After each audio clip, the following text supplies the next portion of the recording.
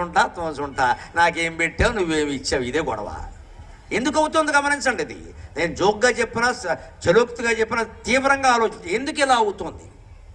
పెళ్ళైన మొదటి సంవత్సరం ప్రేమించినటువంటి భార్యను 30 ఏళ్ళైనా ఎందుకు అదే ప్రేమని మనస్సులో పెట్టుకోలేకపోతున్నాం. మనం శరీరాన్ని ప్రేమించాం, ఆవిడ మనస్సును చూడలేదు, ఆవిడ తత్వాన్ని చూడలేదు, ఆవిడ సేవను చూడలేదు, దేన్ని చూడాలి, శరీరాన్ని చూసాం మనం. అందంగా ఉంది లేదా కట్నం ఎక్కువ ఇచ్చింది, లేదా సాఫ్ట్వేరు హార్డ్వేరు బాగా సంపాదిస్తుంది, ఇదే ఆలోచించాం మనం. ఆ సంపాదన శాశ్వతం కాదు, ఆ అందం అసలే శాశ్వతం కాదు. ఆ అమ్మాయికి ఏదైనా ప్రమాదంలో ఏదైనా జరగచ్చమ్మా, వదిలేస్తామా? ధర్మం అది.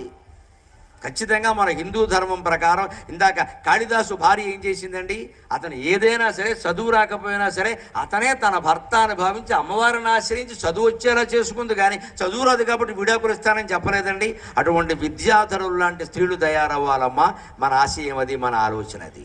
ఎట్టి పరిస్థితుల్లో వివాహం అయింది అంటే ఏం కానీ ఎంత ఇబ్బంది పడినా అదే భర్త అదే భార్య ఉండాల్సిందే, జీవితాంతం గడపాల్సిందే. అప్పుడే పార్వతీ పరమేశ్వరుల కటాక్షం మనకి లభిస్తుంది. ఇవాళ సమస్య ఎలా ఉంది అంటే 2-3 ఏళ్ళు కూడా కలిసి ఉంటారనే గ్యారంటీ లేదండి. ఇవరకు పెళ్లి చేస్తే ఓ పని అయిపోయింది, అమ్మాయిలందరికీ పెళ్ళిళ్ళు చేసేసాం అని సుఖంగా కాడు చాపేసేవాడు. ఇప్పుడు చాపడానికి లేదండి.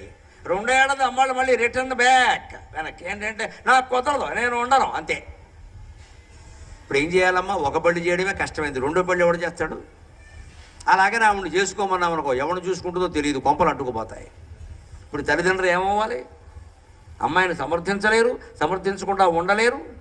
దానికి మొత్తం పరిష్కారం ఎక్కడుందంటే ఒక్కసారి ధర్మేచ అర్థేచ కామేచ నాతిచరామే అన్నాక కట్టుబడి ఉండవలసిందే, మాట్లాడడానికి వీల్లేదు. అదే హిందూ ధర్మం, అదే హిందూ సంప్రదాయం. అమెరికా సంప్రదాయాలన్నీ మనకు వచ్చేసి రకరకాలుగా మారిపోతున్నారు మనుషులంతే. నీ లెక్క నాకేమిటంటే నీ లెక్క నాకేమిటి, ఎవరి లెక్క ఎవరికీ లేనప్పుడు మనకి దేవుడి లెక్క మాత్రం దేనికంటే పని లేక. ఏమీ లేకపోయినా ఆయన నందివాహన నాగభూషణ ఆయనేమో ఏనుగుతోలు కట్టుకుంటాడా, ఈవిడేమో అరుణారుణ కౌసుంభ వస్త్ర భాస్వత్ కటీదటి ఎర్రన పట్టుచీర కడుతుందా, ఈవిడేమో రత్న గ్రవేయ చింతాకలోల ముక్త ఫలాన్విత. అమ్మవారి హారం ఎలా ఉంటుందంటే రత్నాల హారం అంట, అందులో మళ్ళీ చివర ముత్యాలు వేలాడుతూ ఉంటాయట, మధ్యలో చింతాక పథకం ఆకుపచ్చ రంగులో ఉంటుంది. ఇంత వైభవం ఆవిడికి. ఆయనకి ఏమిటండి, మెళ్ళో ఓ పామ, చేతికి ఓ పామ, వెనకాల ఓ పాముల. ఈ పాములాన్నేమో ఈవిడ పెళ్లి చేసుకోవడం అమ్మడికి. ఆయన గారితో కాపురం చేస్తున్నందుకు ఇవిడికి నోబెల్ బహుమతి ఇవ్వాలి అమ్మవారికి. ఆయనేమో చర్మం కట్టుకుంటాడా, ఈవిడేమో పట్టుచీర కట్టుకుంటుందా, ఆవిడేమో సర్వాభరణాలు పెట్టుకుని అలా కూర్చుంటుందా అమ్మవారు శుభ్రంగాను. ఆయనేమో ఏమీ లేకుండా ఏనుగుతోలు కట్టుకుని పాములు పెట్టుకుంటాడా. ఈవిడికేమో సింహం వాహనమా, ఆయనకేమో సరిగ్గా సింహానికి శత్రు ఆకారం ఎద్దు వాహనమా. ఇద్దరికీ గొడవేనండి ఎప్పుడు చూసినా.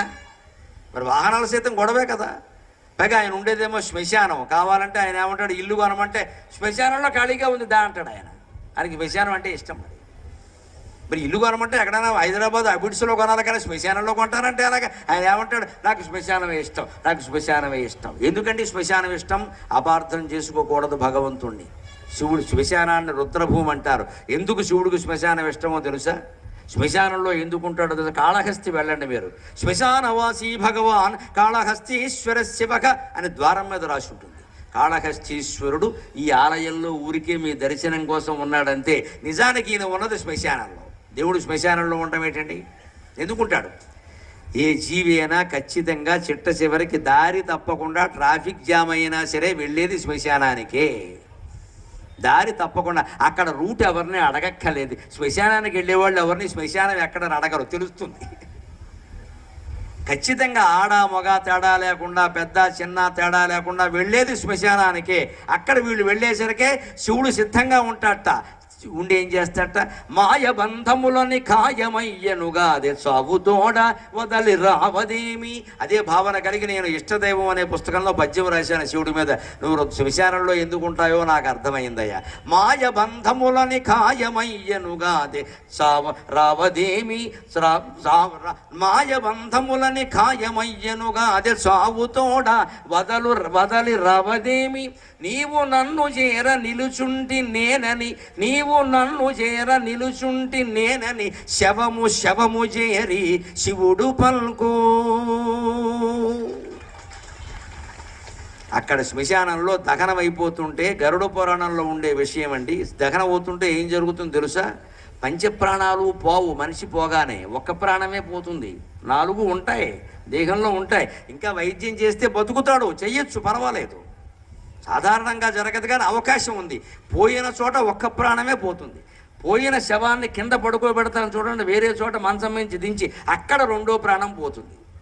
ఓ దించేశారు అంటే ఇంకా అవకాశం లేదు, వెళ్ళిపోవడమే. ఇంకా 3 ఉంటాయి. 3వ ప్రాణం ఎక్కడ పోతుంది తెలుసా? శ్మశానంలో దహనం చేస్తుంటే పోతుంది.